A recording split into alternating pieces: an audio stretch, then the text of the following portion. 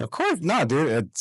Trust me, man. This is so cool. I'm happy that you were like so willing. Yeah. You know what I mean? Because to be honest, it's been a little challenging, dude. To get people to have somebody just come and sit down and how you're doing it right now, little lights on you and whatnot. Yeah. You know what I mean? Yeah. I don't know if it's intimidating or if it's just, maybe just camera shy or something like that. Man, I'll tell you what. This is the first time since I've been back in like jiu-jitsu or MMA that I've been down, and I think it might be because I'm coming off of the win. That maybe a lot of it maybe comes from like a confidence thing. Yeah. Because before, especially coming off of a few losses in a row, I just didn't really feel like I was worth the time. Really? Yeah. 100%. Even with like everything I've done, like I was a state qualifier in high school, and I got to go wrestle in college at a school that was top 5 in the nation. And even with that, just coming off of losses, man, it can really mess with your head, I think. And I think if most folks, and I could be wrong, I'm just basing it off of how I felt about myself. It's like if I'm not winning or if I'm not competing in this element, I maybe shouldn't say nothing or have any 2 cents in the game. Gotcha. And like I said, that's maybe just me. Maybe I just have that in weird complex. No, that sounds like it would be natural. And I think I've come across somebody that was kind of like in that same kind of boat where they were like,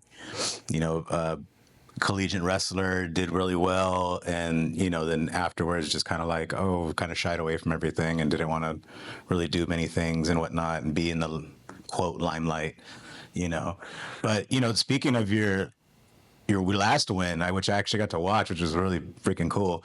I was looking you up, and I mean I didn't know that you have fought for so many organizations that are like well known. Yeah, I've been really blessed, dude. I've been really lucky. I think the most fortunate part is I'm just game. I'm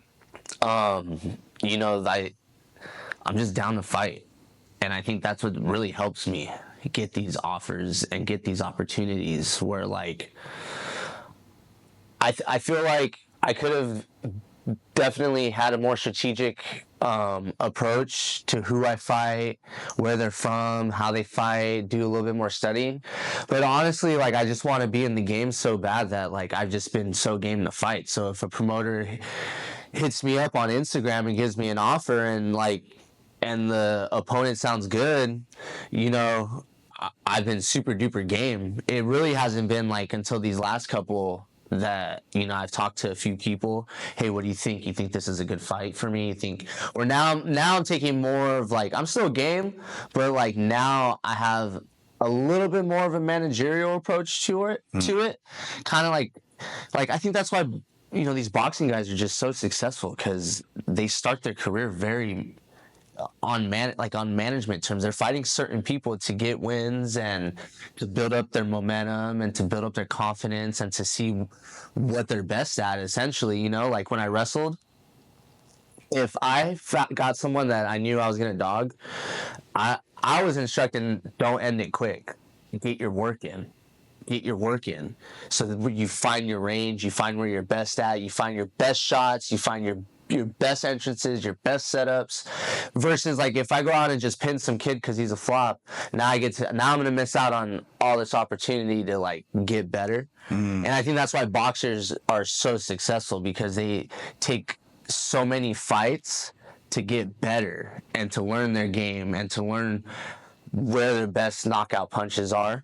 And I think in MMA we're just like, let's get it, like unfortunately and fortunately and unfortunately, you know what I mean? Like for the fan perspective, I think that's why MMA is growing so much, because we're all just so game to fight.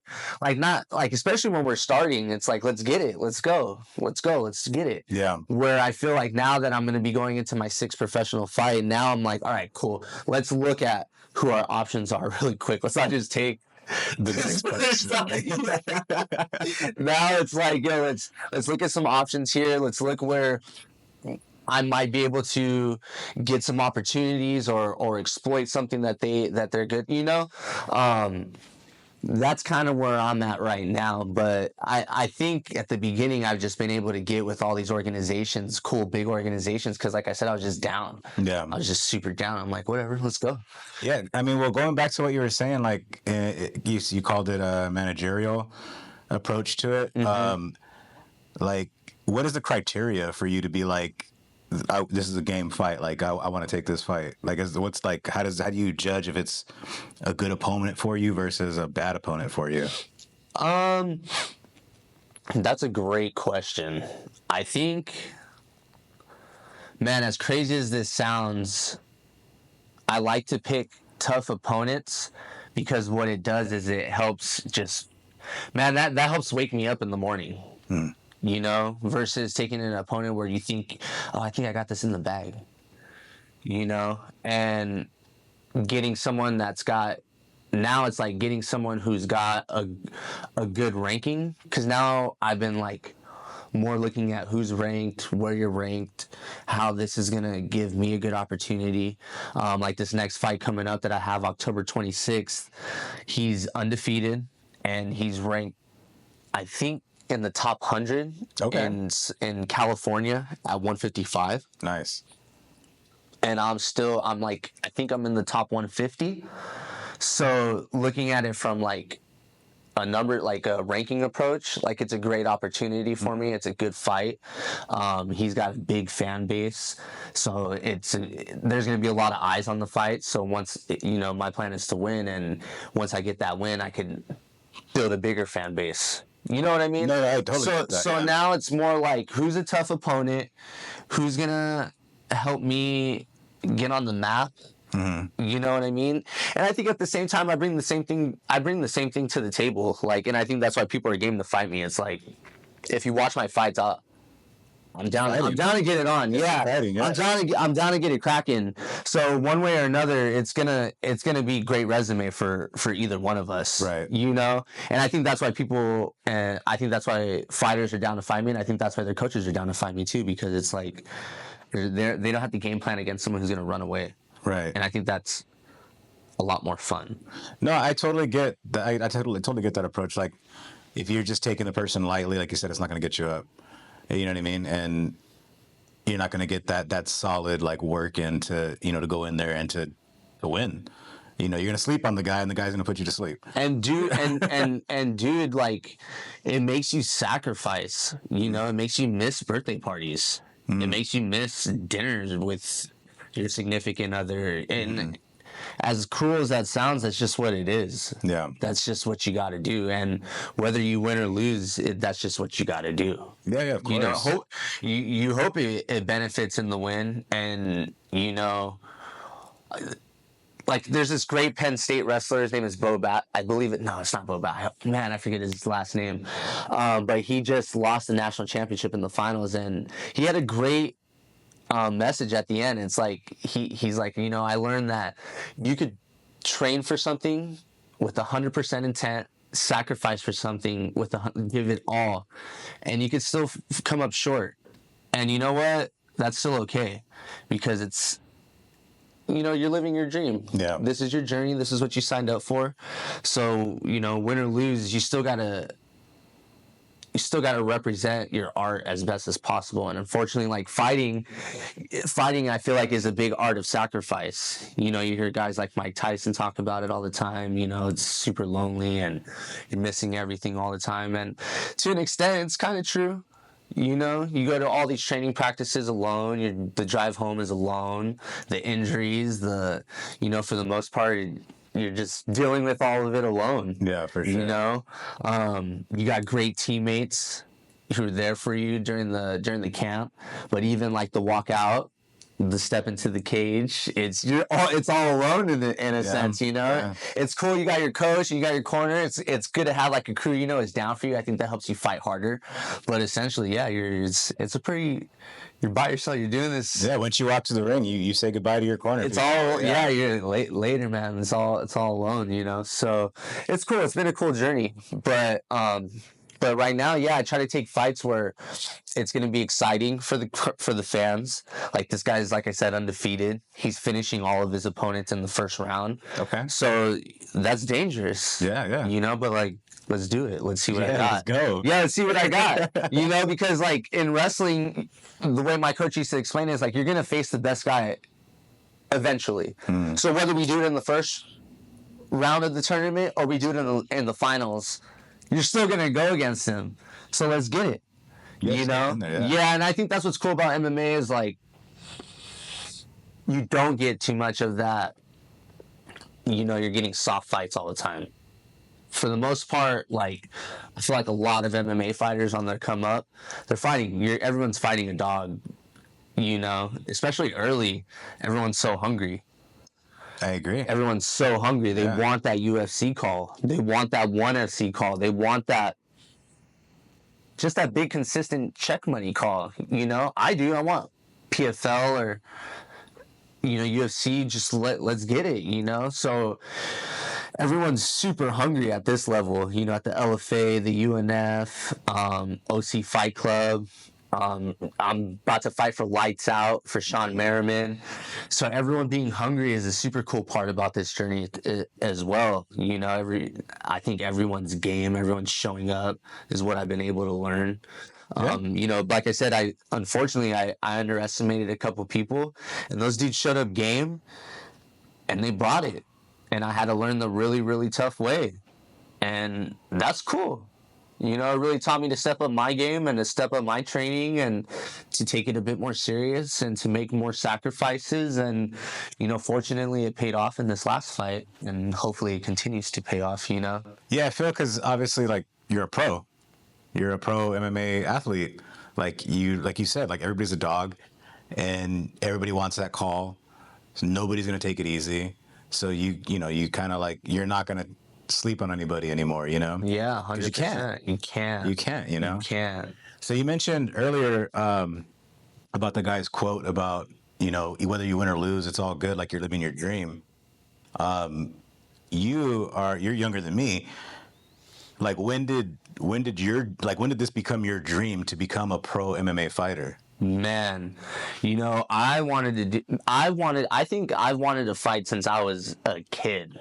Okay. Since 5'6", I wanted to be a fighter. Like, since Oscar De La Hoya and the whole family's all surrounded around the big screen and watching just this young Mexican cat come out. And everyone's going crazy for this dude, you know? He's getting all the love in the world. For random dude, no one's ever met him.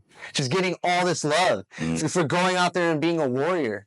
And I think, like, not to get too specific, but I think coming from, like, divorced parents, man, I think I don't know, you just want to prove yourself a little bit more. 100% get that. You know, yeah. I think, you know, I'm no psychologist or nothing, but you know, yeah, I know me, and I think like, I think it made me want to just be a damn warrior, just seeing everybody pumped about it. And like, I'm sure you can attest to this in the culture, like especially the Hispanic culture.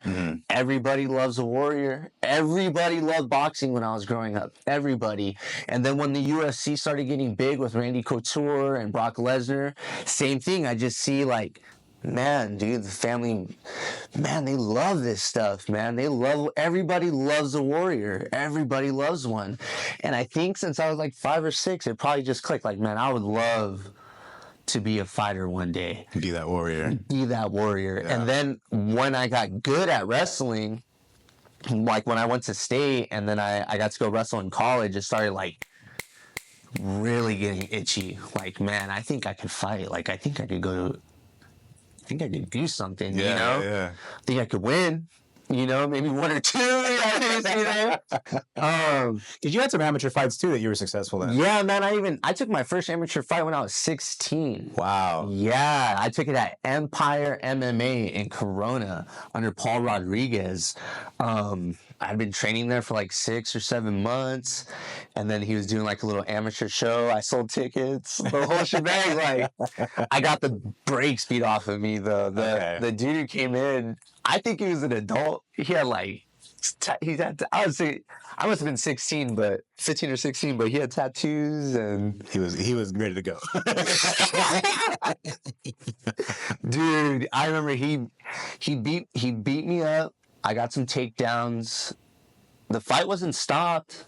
Like I survived the fight, like Nice. the 3 rounds. Yeah. And I remember afterwards, my lip was busted, my eye was busted. I was busted up. He beat me up pretty good. But man, I didn't mind. Like I wasn't like Sour Patch Kids or like, oh, I'm never doing this again or F this. I was like, cool. I could survive that. Like, I think I'm gonna be good. And it actually gave me a lot of momentum going into wrestling. Like I remember stepping on the mat and being like, you know what, dude, if I could get down with a grown ass man, I could wrestle a kid my age or like a couple years older than me in high school. Yeah, 100%. You know? So like shit like that, like, yeah, a loss sucks, but like a loss like that was able to give me the motivation I needed and the confidence I needed to amp it up. You know, in wrestling at the time. So it was really it's been cool. Yeah, I've been fighting a cool little bit. So how long? When did you start wrestling? I started wrestling my sophomore year of high school. Okay. At Vista High School. Where's that at? That's in basically like right next to Oceanside. Oh, okay. San Diego County. Okay, so you're from down south. No, I'm from Moreno Valley. Okay. And then my family, we moved around a lot, and we ended up in Vista. By the time I was in the 7th, 8th, we were there from the 7th, 8th, 9th, and 10th grade. And then I moved back down here in the middle of 10th grade to Corona. Okay, and then you started wrestling. I was wrestling up in Vista. So what happened was my sophomore year, I was there until the middle of my sophomore year. I'm so sorry.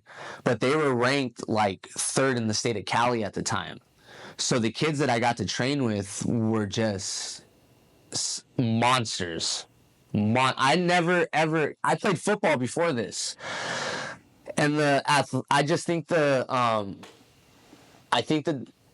demand in workout or the demand in athleticism is just different. So like in the football weight room, I was used to a different pace. You know, you do set, everybody kind of chills, fucking bullshits a little bit. Then you do your next set, you can get some water in between. So I was used to that. And then when I transitioned to their room, it was just like, it just blew my mind. I couldn't believe people could train like this, man. Like, yeah, we were doing like 6-mile runs and then coming back and hitting like a weight circuit. And then we would go do sprints on the track. And then after that, we would go wrestle practice. And I'm like, I never experienced anything like this before in my life. Like, but they were elite. That's why they were probably top 5 in the state of California at the time. They had a returning state champion at 145. His name was Anthony Meza. They had a returning state finalist at heavyweight, Casey Cowan. They had these other dogs, Derek Dixon, Chris Escobar. They were all returning state qualifiers. Wow. So their freaking lineup was just like insane. And these kids were just amazing at wrestling. And I got the shit beat out of me. I didn't do well. I made the varsity lineup, but because there was no one else that wanted to wrestle 119. Oh, that's hilarious. When the varsity spot open, it's 119. And I probably weighed like, never cut weight in my life. Probably weighed like 132 at the time. So I'm this like 15 or 16-year-old kid cutting weight for the first time. And my mom and dad are like, what are you doing? You're already skinny. Oh, yeah. Like, what are you doing? This is terrible. I'm like, I just want to be on a varsity lineup. Mexican parent. I was like, I just want to be on a varsity lineup. Yeah. And I didn't win not one match while I was on this varsity.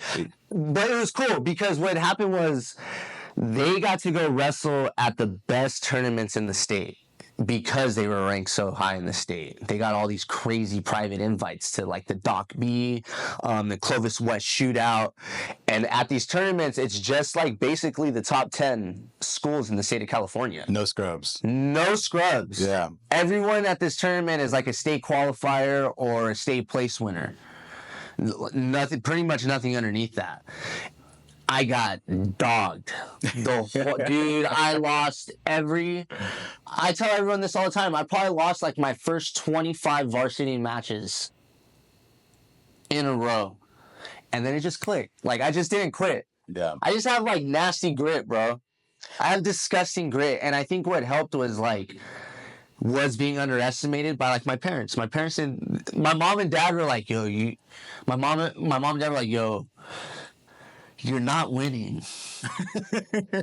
we think we think you should probably like get a job and start saving for school, or if you want to do something, but you're not good at this, mijo. Like, you need to quit while you're ahead." With all the love, though. Yeah, for sure. But they're just trying to be honest, you know? Yeah. And I don't know, man. I just thought, like, somewhere deep down, like, I think I could do this. Like, I think I could fucking win at this shit. That's amazing. And then, dude, I'm at Corona. I'm wrestling this kid who's the returning Riverside County finalist. He took second in Riverside County, and it's a giant tournament in Riverside. Basically, all the schools in the IE. And this kid's like the returning finalist. And I'm on my losing streak, bro. And my pops gives me a call. He's like, "Look, man, I don't want to put any pressure on you, okay?"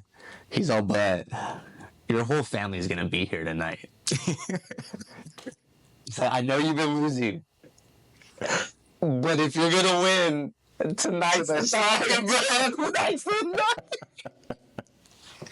And I delivered. It was a crazy match. I don't know. Just after that night, it just clicked, dude. It just really clicked. I got that dub. Really big win for me. And it just made sense after that. Yeah. I just started doing, I won league that year, my junior year, coming off of my sophomore losing streak, you know. My junior year, I was still losing. And then I won that one big match and went off to the races. And then that was it. Yeah. My mom and dad were like, "Whoa. Okay. Maybe you are good." Maybe, yeah. And then I went and placed at a tournament. Then I won league that year in a league that was just dogs. It was called the Big Eight. It was Centennial, Norco, Roosevelt, us, Riverside Poly. Shit, I don't even remember the other. Everybody. Dude, it was just, it was a crazy league. I won it.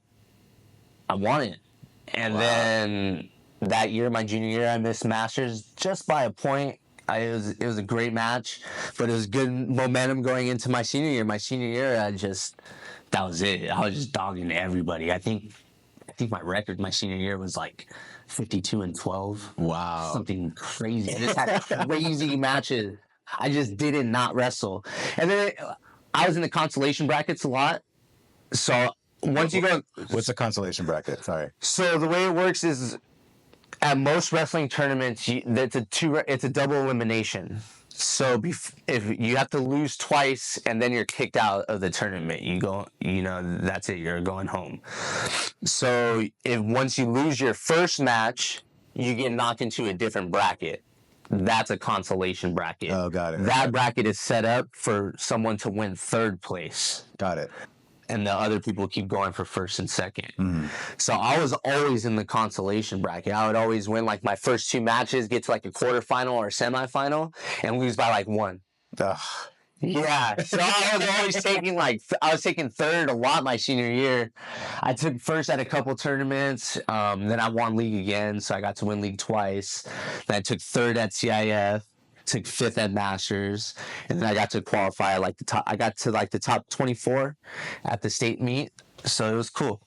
That's crazy. It was crazy, dude. It's funny. Like, it's not funny, but like, I'm listening to you talk about your wrestling, and you're just like so lively about it. Like, you love it. I love wrestling, dude. I love it. Yes, because like I was gonna ask you, was like when you had said you had like this, tremendous grit.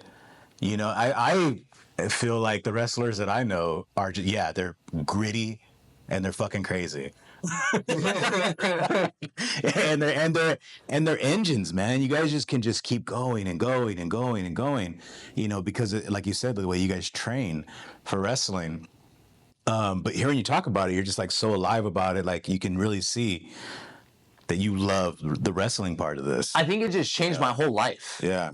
I think I just would have been, I hate to like, man, I don't want to say it like this, but like the best way my brain interprets it is like, I just think I would have kind of been invisible. Like, I don't think I would have been special in anything. Okay. And I think we all want to be special at something. I agree. I think we all want some form of recognition for being good at something specific, maybe.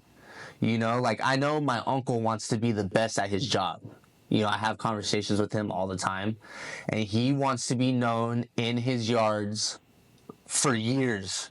When he retires, he wants fools to talk about him at his work forever. And I could hear it in his voice. He's passionate about that. And it makes me super happy like that someone can be passionate about that about his work. Because he's super blue collar. My uncle's super blue collar. Yeah. And he loves his job. He doesn't complain. Steve puts in like 50 hours. Sometimes if he gets extra special overtime jobs, he'll do like 80 hours a week, you know? And he's getting paid, but he loves it. He loves what he does. And I think that's super important that we all find something that just makes us feel special. Something we all could that we all could be passionate talking about in a conversation with somebody, you know? Yeah, 100%. I think it just makes maybe life a little bit more exciting. Yeah, I agree with that. A little bit more passionate. So when you talking about your uncle, like when did you were you young when you noticed his passion for what he does? You know, no. I always thought growing up, like my uncle or my family, they did things because like they had to. Mm-hmm. You know, I always thought maybe they were doing it because, you know, they got to pay bills or X, Y, and Z. It really wasn't until recently that I've had kids and I've been able to just level with my uncle in a different way. He's got kids, he's got a wife, and I think once you have kids, they're like, welcome to the club, bro. Let's talk now. You know what I mean? Right. And I think it really wasn't until a couple years ago, maybe, where I started to figure out, like, damn, this dude loves what he does. Like, I thought he was just doing, like I said, just to pay bills or take care of his family, you know what I mean? But nah, man, like, he genuinely loves it. Fucking loves being the best at that. Yeah. He loves when people call him on his day off and, dude, I can't figure this out. How do I do it? That's what he wants to be known for. But that's what I'm saying with you right now with talking. Like, you just all came through, and it was just like, wow, like, you really love wrestling. Man, I preach it to kids all the time, dude. Yeah. Especially, like, if I see a kid who might look a little on the lonely side, I'm all, bro, you should try wrestling, man. What high school do you go to? You know, because it's kind of like, it's also like a free homie club, man. You know, as long as you go through the grit, as long as you go through the workouts, you don't punk out, you know, you don't have to finish it perfect, but as long as you're doing it with the squad, like, you're going to be in the club. You know what I mean? Yeah, for sure. I mean, I tell that to a lot of people now, even though I'm so new into martial arts. You know, it even though I was in my 40s when I started, it was such a huge change, and it was something that I grew very passionate about, which is obviously why I do things like this now. Yeah. Because I enjoy seeing people like yourself talking about it, and I enjoy watching people do these things, and like, they're so good at it, and it's just like, it's really enjoyable. I'm super passionate about it. Talking to people that are super passionate about it is really cool. Like you said, it's like you can have a conversation and be really excited about it, you know, and everybody's like on that same level, like just going back and forth. Yeah, I think it's just dope too, because it's like you get all it takes is one big win to like just you carry that forever. Yeah, like I hear people who wrestle who didn't go to state or didn't go to CIF, but they talk about like that one big win and they love it, dude. You know, and I'm like, man, that's so dope about this sport, because it is that one-on-one. I can't take this with me forever. Versus kind of like, you know, like team sports, it's like, oh, well, if so-and-so would have been in the game, we would have dogged you guys, but our so-and-so was hurt. You know, it's like, no, you showed this stuff, it's one-on-one. You showed up. Yeah, for sure. You know, you showed up. You were here. You finished it. You know, there's no excuses. There was one time I remember we were at class. And I think it was probably maybe the first time I asked you if you wanted to do this. And you had mentioned walking down the aisle to the ring, and I believe it was a kid or something. You said like you just felt like this energy, and you thought it was so cool, and you were like high-fiving him or something. And that's what made me realize like, oh, this guy's like all about it. Yeah. You know, but what I wanted to ask you about it specifically here was because I wanted you to like talk about that. Like, how did that feel? like having like a kid, a fan, like so excited that you were walking past him getting ready to go fight.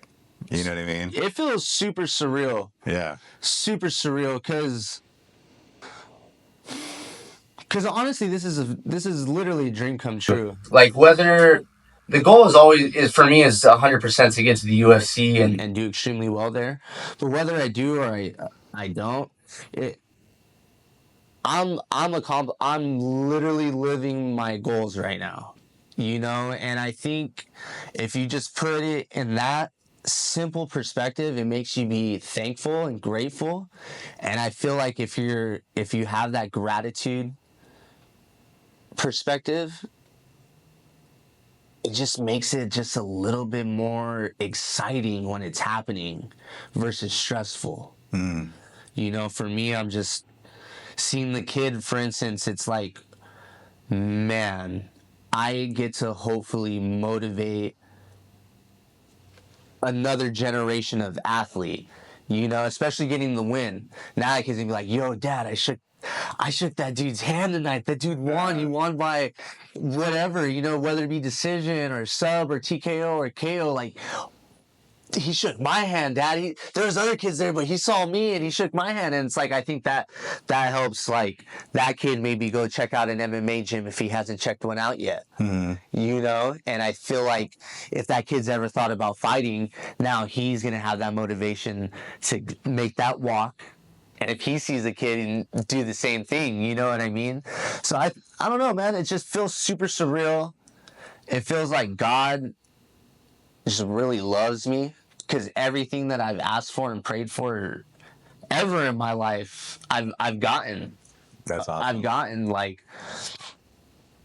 I said with wrestling, my goal was to go to state. I wanted to be this kid who started wrestling super late at 15 years old and qualify for one of the toughest meets in the country at the high school level, because California is one of the only states that has a one state bracket. Most other states have like 3 state champions or 2 state champions or 2 or 4, whatever, however many say you. But California, and I think it might be New Jersey, there's only 2 states in the whole country that have one state bracket done in 2 days.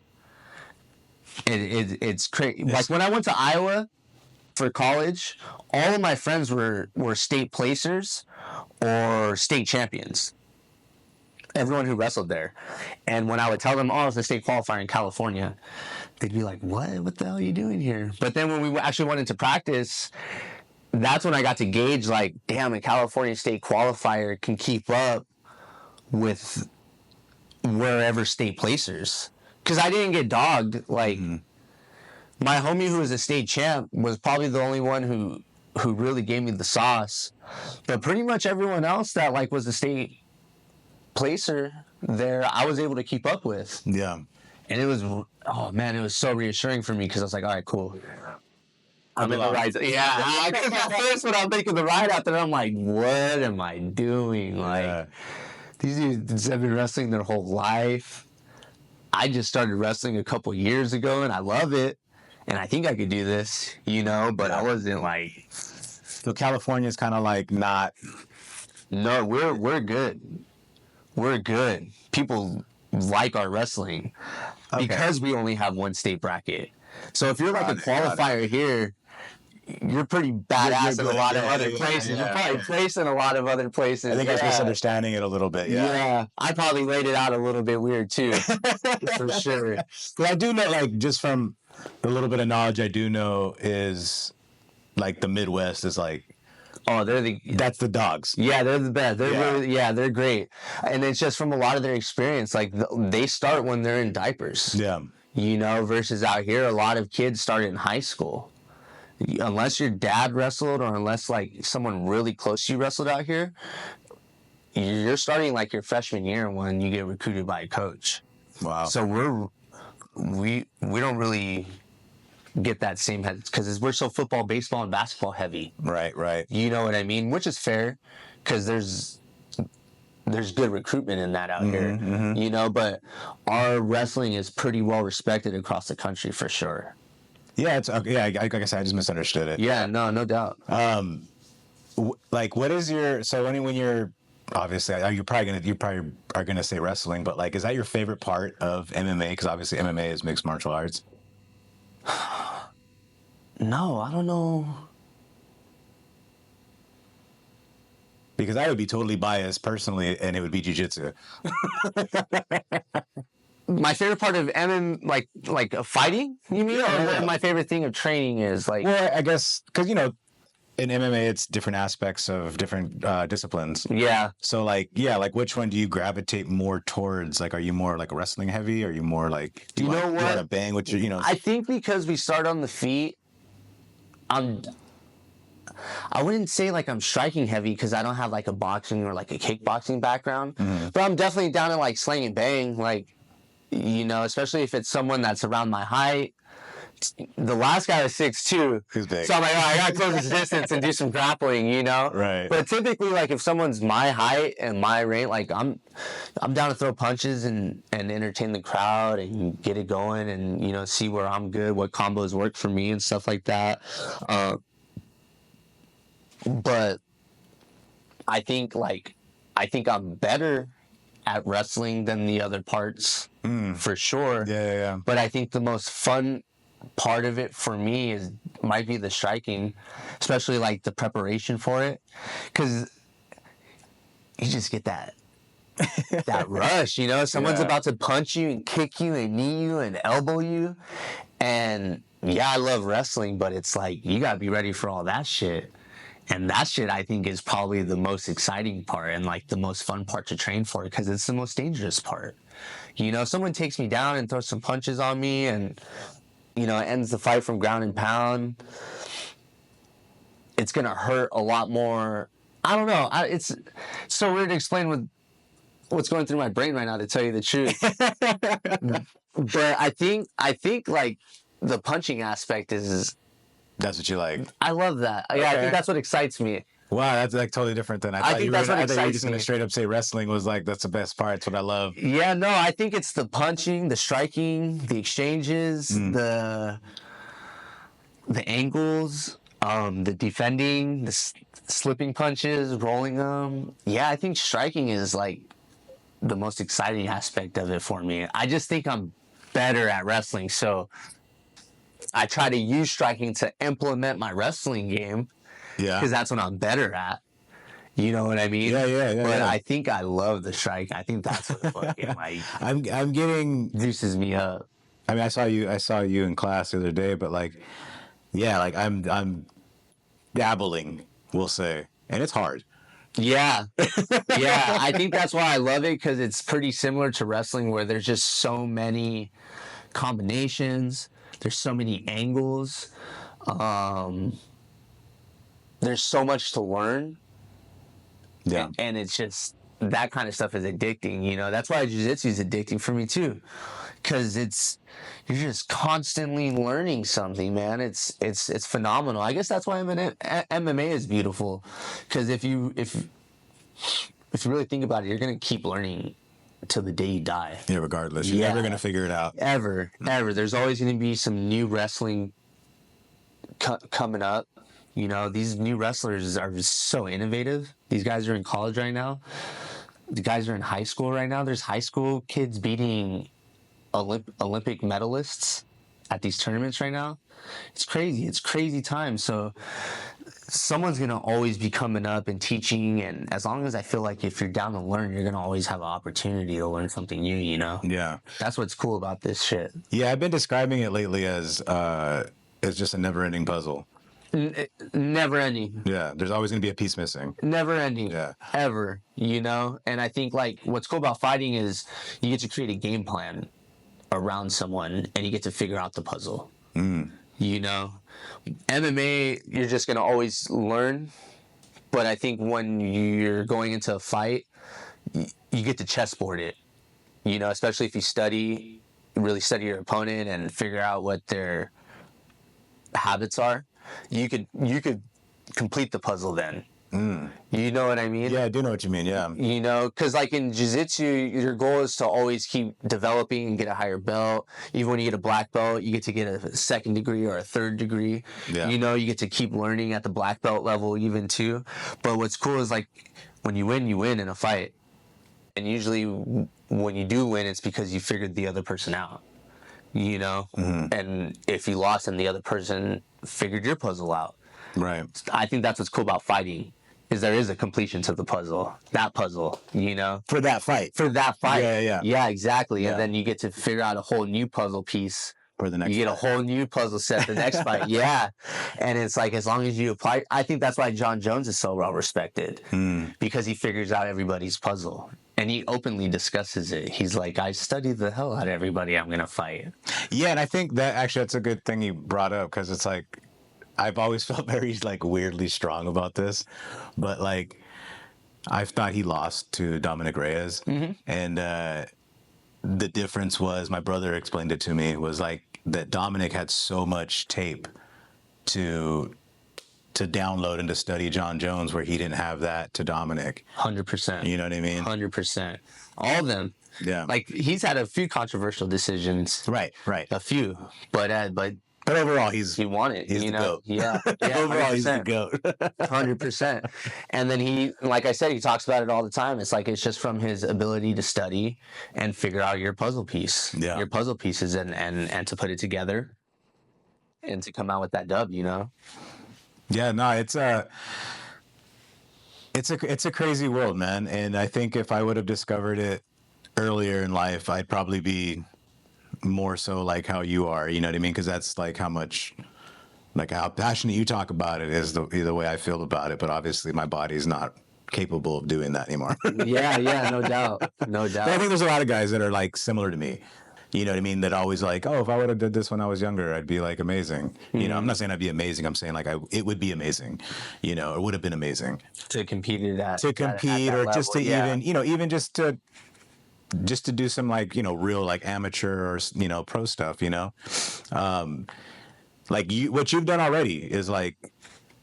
It's accomplished. You're it's a dream come true. Yeah, you're dude, 100%, man. Like, how many people can actually go out there and say like, "Hey, I have X amount of pro MMA fights"? Not a lot, man. You know what I mean? And just coming across a lot of people that I do now, you know, that do MMA. A lot of them are amateur still, and they've had like numerous fights. And I think that might be because of the way everything is being structured now too. You know, like we were saying, you had your first fight at 16 years old against an adult. I don't think that's happening now. You know what I mean? Yeah.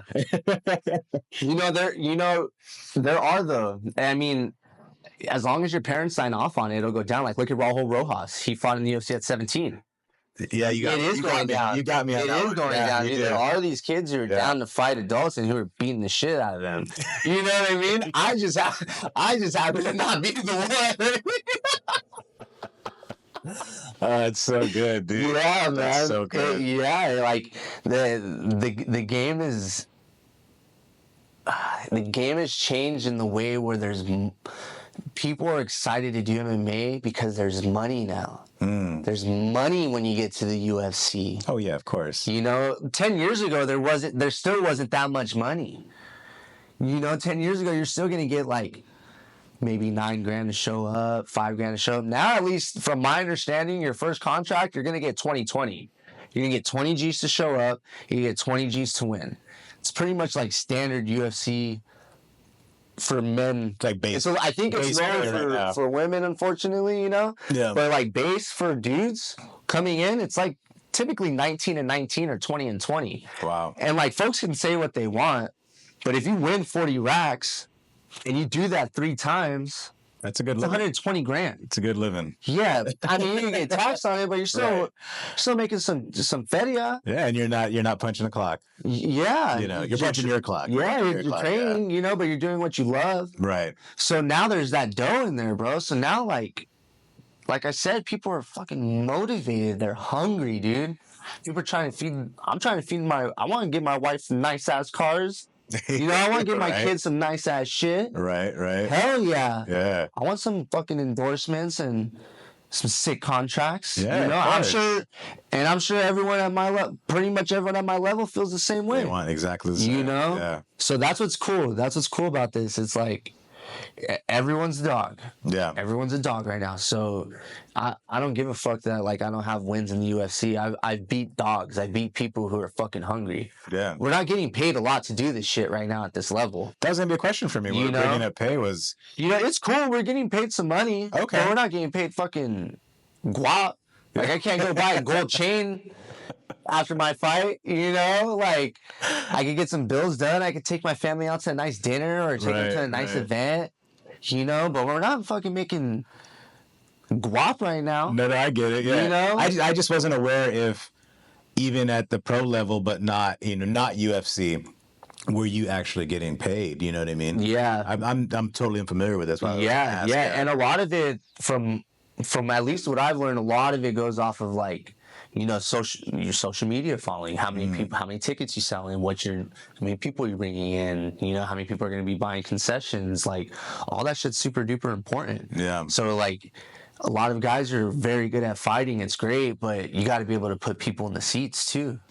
You know, that's what a lot of these promoters really want. They want you to sell tickets. Yeah. You know, Well, that's and where you got to money comes from. yeah, you got to understand that, and you got to be cool with that, and you got to be ready to sell tickets. Yeah. You know, because once you start filling seats, that's when they're down to pay you more. Yeah. You know what I mean? And you're winning. You're filling seats, and you're winning. It's just natural. Yeah. That's more. You're gonna naturally get more and more money. You know what I'm saying? But get that UFC money, you need to be in the UFC. You know what I mean? Like, right. you know, like this is done, like the money's helpful and stuff, but that's why you see a lot of dudes who are at this pro level, they're still working full time. This is like their extra money. You know, I have a job, I'm working myself right now too. I work part time, but like essentially this is kind of like our side hustle. You know, some people have like, they're doing t-shirts or whatever. Like this is what pro fighters are doing for their extra income. Right. For their extra trip or for their family's, their daughter's birthday. You know what I mean? Right. For the most part, most of the guys at this level are working full time. Yeah, no, I've noticed that. I've noticed that. Yeah, it's kind of crazy, like when you see that, because it does show like just the amount of dedication. You know what I mean? To actually go and put in your full-time 40, 50 hours a week, and then you're just right to training probably like another 20 hours a week or something, you know? Yes. And so, you know, it boils down, like you were saying, the sacrifices and everything that comes along with it. And it's crazy though when I see people do that. You know, even people that have gyms that I've seen, you know, they operate a gym, they have classes, they teach, they have students. You know what? They're up at 5 a.m. going to work every morning somewhere else because they still got to pay the bills, you know? Mm-hmm. So the dedication to that martial artists have is one thing that I really admire, and one thing that really blows my mind, you know, is the discipline and the dedication that comes along with all this stuff, you know? And people like you know, people like my coaches and my brother, and it's just so, it blows my mind. 100%, it blows my mind just to watch you guys grind. You know, it's so lack fun. of better word. It's so funny. I get that a lot from a lot of my family. So right now, I'm fortunate where I'm working part time and I'm able to do all this stuff in my other spare time. But before, like when I was amateur, and even for my pro debut, and all the way up until like my third pro fight, I was working full time. Yeah. I was working 40, 50 hours a week, going and training every single day still. And like, my family would trip out. But the way I put it is like John Smith puts it. John Smith is a famous wrestling coach from Oklahoma State. Is like when you love something enough, you don't really, in your brain, you're not really sacrificing. You're just doing what you need to do. Right. You know, and it's like the way I am able to like give people a good analogy is when you have a kid, you do it for your kid, right? Mm-hmm. You know what I mean? It's just something you love. Yeah. You know, when you find, and that's what's cool about this is like I've rediscovered another passion. I completely and totally love this. Like, I love doing this. I love learning striking. I love learning more wrestling. I love learning jiu-jitsu. So it's like, yeah, I'm making sacrifices, but I'm cool. Yeah. Because I'm doing what I love. Yeah, you're okay with it. Yeah, I'm doing what I need to do, to make something happen. And then it's cool because I think when my kids grow up, they'll respect that. 100%. Yes. And when my kids find something they're passionate about and that they're ready to make all the sacrifices in the world for, they'll totally understand. Like, you're just doing what you need to do. Mm-hmm. Don't feel bad about it. Go do what you need to do. Make your goals happen. So yeah, it's a super big dedication, but I think like when you love it, you just do it. Yeah. You just do it. And I think it's super cool that we get to motivate a lot of people. I think the goal was definitely subconsciously to motivate people, motivate kids. Mm-hmm. But I didn't know I was doing it. No one really reaches out to me and is like, "Hey, bro, you're pumping me up, man. I love your story." Well, that's my point. That's my point. Somebody's always watching. Someone's always listening. Whether it's a kid or an adult, and you don't know it. That's why I feel super blessed by God. I feel like, man, God really wants me to do this. Because every time I'm like, either just down on myself or just feeling some type of way, man, something happens or someone calls me or just get you right back on track. I watch a certain movie. It's so weird. It's so bizarre. No, I mean, I can see that, dude. I can see how it would be weird to know that you're motivating somebody, and because the motivation can be such a big part of life. You're good. Sorry, bro. No, you're good. Motivation can be such a big part of someone's life, and to know that you might have that chance to affect somebody in that way, it can be like almost like intimidating. Yeah. Oh yeah. Yeah, it's like responsibility. Yeah. That you didn't ask for. Yeah, exactly. But the good thing is like I have my own kids. Yeah. So I know how to hold that responsibility to a certain extent. You know what I mean? Like I already want to represent my children to the best of my abilities. So being able to represent other kids who are fans of me, like I could do that. Yeah. You know what I mean? Like that's cool. Like I'm already doing it for my own kids. I'll put you fools on my back too. You guys want to be my fan? You know what I mean? You guys want to tell people, I follow this dude. This dude's gonna be a UFC one day. Go. Let's go. I'll do it. Yeah, exactly. It's like, let's go. Because awesome. Fortunately, like I said, because I have my littles. But just going back to the motivation thing, I think subconsciously I wanted to motivate people because like you going back to what you said, you wish you would have done it sooner. Mm-hmm. Like I didn't get to really play sports growing up. Mm-hmm. Unfortunately, my parents just weren't like. Well, as a little kid, you did. Yeah, I didn't really play sports. I did baseball a couple years, like a couple pony years of baseball. Mm-hmm. I did basketball at the YMCA 1 year. I did basketball in the 8th grade, and then I did football in the 9th and 10th grade. But like, never like serious. Like I never had like specific coaches or trainers for it. You know what I mean? I just did it with like just a basic of the basics. Yeah. Like YMCA basketball is like practice 2 times a week with homie that's 6 years old or whatever. To just help out and volunteer. Right, I get it. I never did anything that was like super competitive until Vista Wrestling. Yeah. And then I was like, oh my God, this is crazy. Because now you see kids doing that young. Mm-hmm. Like you see kids joining an elite wrestling club young. These dudes are doing high school, college workouts when they're 6 and 7 years old these days already. That's great. And I look at it and I'm like, man, I wish I would have started that soon too. But we just weren't, at least from my understanding, we just weren't in a position where we could do that. Like, so I have my mom, my dad, my stepdad, my 2 sisters, and we not grew up forever, but like at one point in time we were in a 1-bedroom apartment, and then eventually we got a 2-bedroom, and then eventually got a 3. Right. And then we went through a little bit of another tough time. Right when I started wrestling at Vista, we were going through a little bit of tough time. We had went from a 3-bedroom back down to a 2-bedroom. So my sisters, my parents had rooms, and then I was sleeping in the living room. And then I remember it was because the treadmill was right there. That's where I was cutting weight. Like, oh man, yeah. So I just remember having that dog in me. Like, yeah, we were going through a little bit of a tough time. So I was like, yo, I can prove myself. Like, you know, I can make something. Yeah, I can make something of myself and like represent my parents in a positive way, and give them some motivation, maybe, you know what I mean? But then I was fucking losing all the time. I was probably fucking demotivated them, you know? That's so wrong, bro. Oh man, yeah, dude. But then, you know, fortunately, and then, like I said, hopefully, if there's any kids out there who are living in a tough position in life, hopefully not to get too much into detail, you know, but hopefully that can influence those kids that, you know, you can still become a badass athlete. Yeah, yeah. You know what I mean? I think a lot of people get discouraged when they have to start in high school, and they might think they're starting a little bit too late. They might be behind the curve. But the way I see it, and the way I saw it then, was like just that, like that 10,000 hour rule.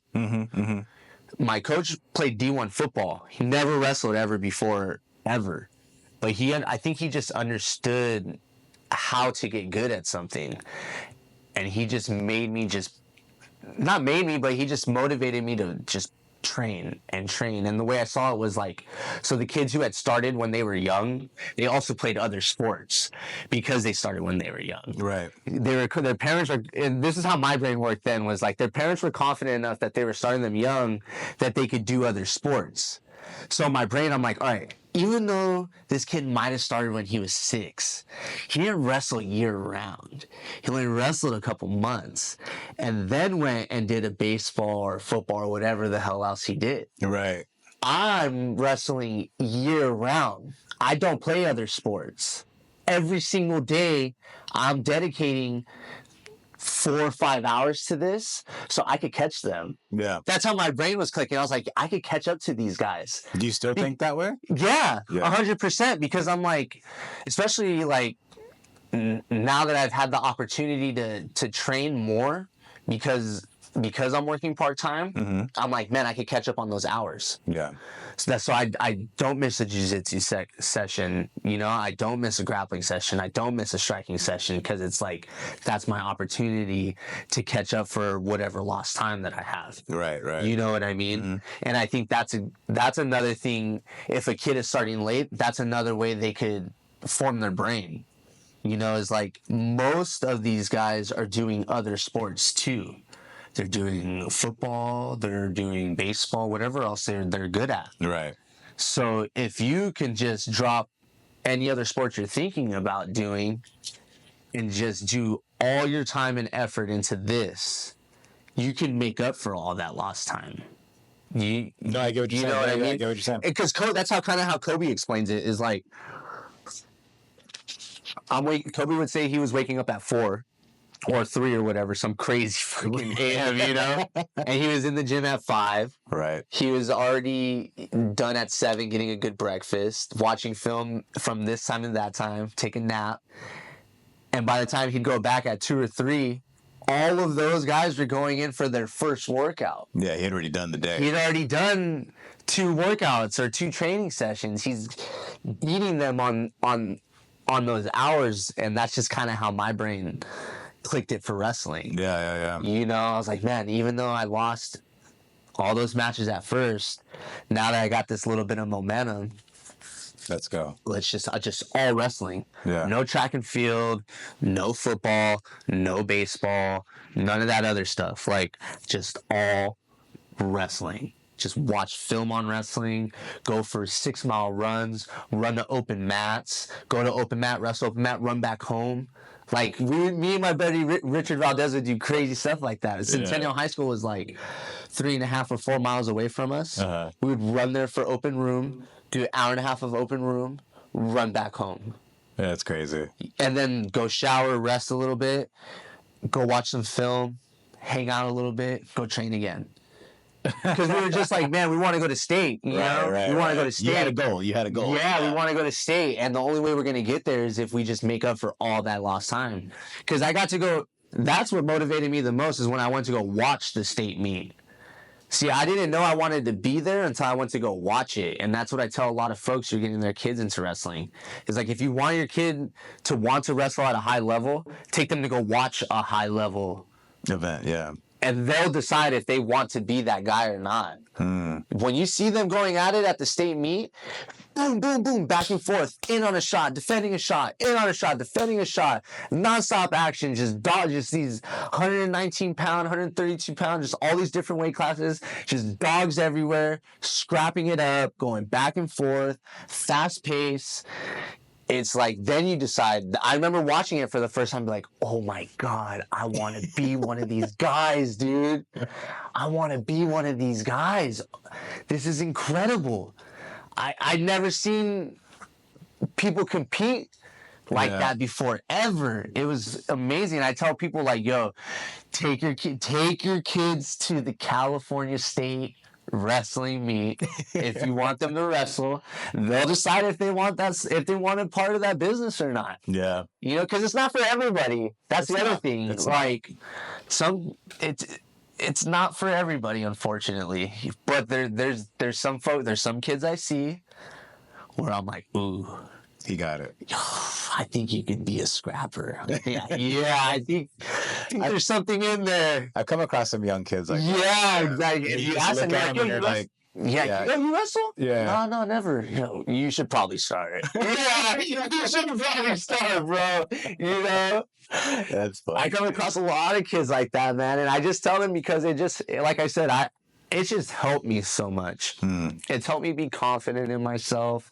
It helped me find friends, long-lasting friends. I still talk to a few of my buddies from Iowa. You know, my best friend is my best friend from high school wrestling still. So it's just a great avenue for building relationships and for building confidence, in my opinion. Sounds like for life. Yeah, for sure. Life in general. You know, I was just talking to my buddy from Iowa not too long ago, and there's this super cheesy quote from Dan Gable. It's so cheesy, but it's so real. And usually the best one. Yeah, Dan Gable says it. He's like, once you've wrestled, everything in life is easy. Dang, yeah. And I'm like, I hate how real that is. It's so, like I said, it's so cheesy, but it's super real, because, like, in a lot of, at least what I felt like were the worst situations of my life, I've been able to fall back on a lot of the characteristics and morals that I learned and confidence that I got from wrestling. And ultimately, what I'm able to do in shitty situations is like, I got this. Because that's what I learned. I'm like, I got this. Yeah. You know, I got whatever. Everything's going to be all right. Everything's going to be all right. I got this. Yeah. I'll figure this out. You know, Adam, you got the number 1 seed next round. I got this. I'll figure it out. It'll be good. It'll be fine. You know, the world's going to keep spinning. So, again, dude, listening to you talk about wrestling, bro, you just light up. But I got to ask you this, too. Wrestling or jiu-jitsu, bro? Right now, if you had to pick one, which one would you pick? Man. It's a hard take, dude. It's a hard take, okay? It's going to depend on how the jiu-jitsu is being taught. Oh, good point. Good point. You know, if you're teaching, for me, so when I got back in the game, I went to a few places, and a lot of the places I had went to, I felt like they were teaching a lot of jiu-jitsu that depended on pulling guard and being on your back. Which I personally, it's not that I don't like it and don't think it doesn't work. I just don't like it for me. Got it. Because I have a wrestling background. It's not your style. Yes. However, when I got back in the game, I came across Carlson Gracie Riverside, and the professor there is named Sean, and he teaches a very offensive, shoot, take down style of jiu-jitsu. So I go in for my free trial, and I'm like, I was like 27, I'm coming off of ACL reconstruction. I just got cleared from the doctor, but I thought I was still hot shit because I wrestled in high school and college. So I'm like, oh yeah, I'm fucking pain. And I go with this dude. Homie had a gray beard. He must have been in his late 40s, early 50s. Homie freaking takes me down and submits me. It was gi. Yeah. He just put his gi over my face. And I was, and I just tapped it out, you know? So that's what got me back. And that's when I was like, all right, cool.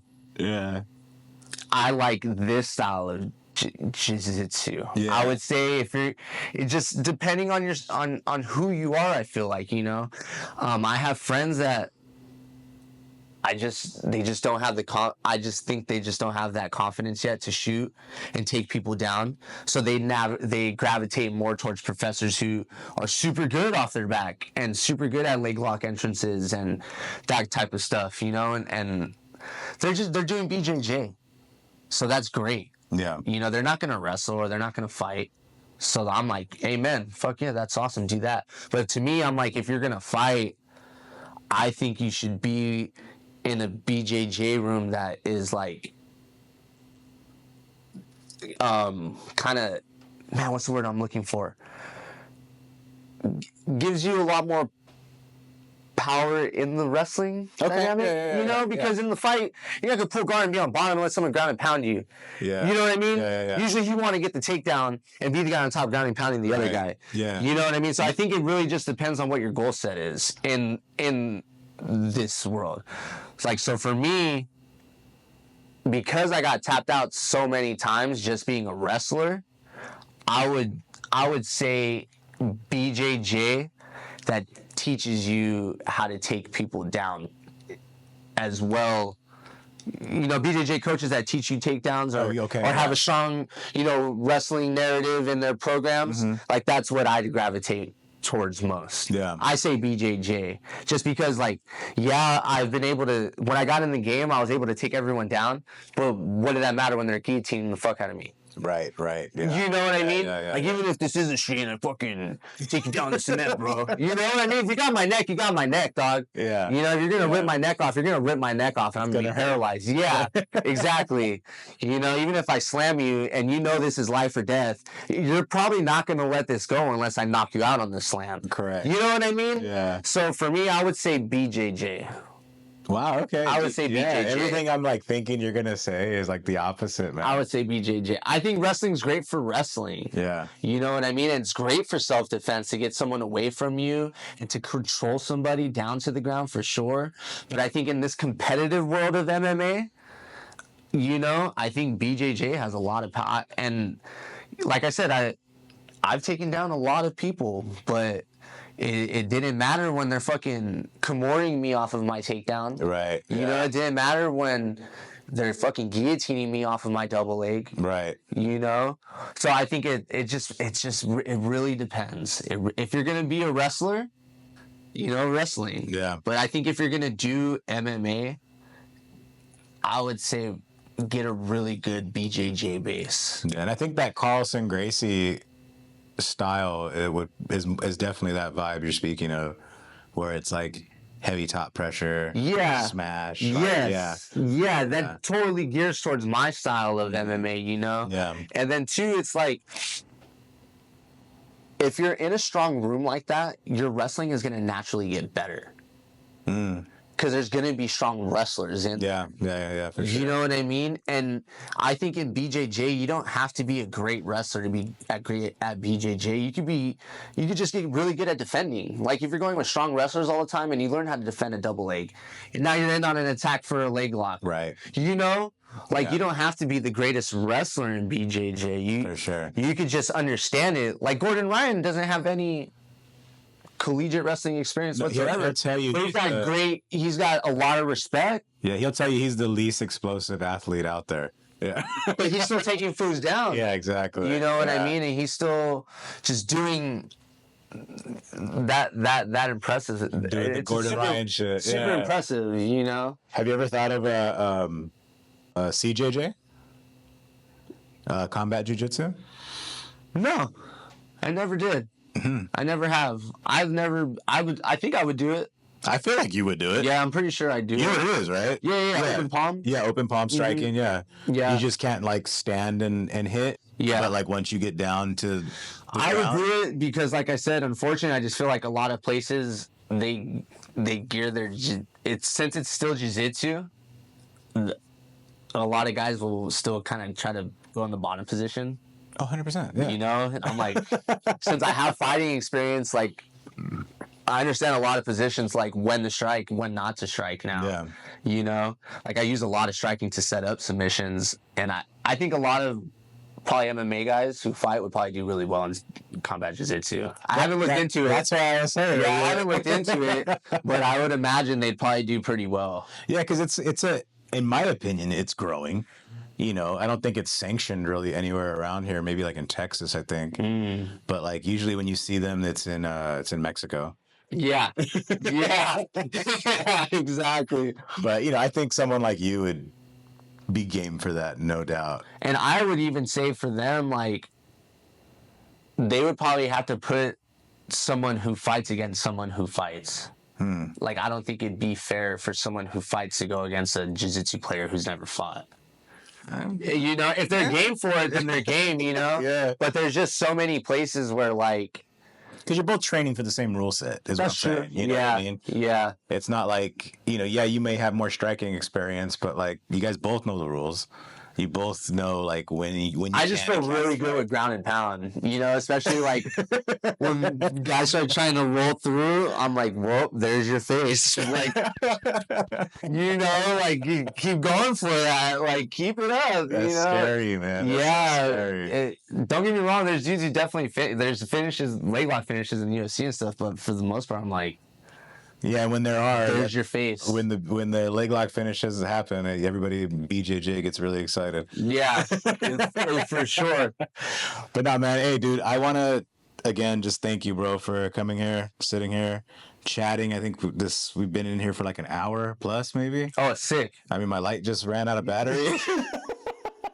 Hell yeah, man. I appreciate you, bro. Nah, man. Again, just thank you so much. And can you tell everybody where you're training and when your fight is happening really quick before this? Oh, no, but the light goes out. No problem. Go for it. Yeah. What's up, everybody? So I'm training at a 10th Planet, Chino Hills, and also Checkmat La Habra. You could follow me on Instagram at AdamF_Garcia. You know, I'd love for everyone to keep up with my journey and, you know, just keep sending me some prayers and sending me some positive vibes, and you know, hopefully we get where we need to get. All right, man. That's it, dude. Let's do it, bro. Thanks, brother. All right, thank you, man. Dude, my pleasure. That was fun, bro. It's crazy how time flies.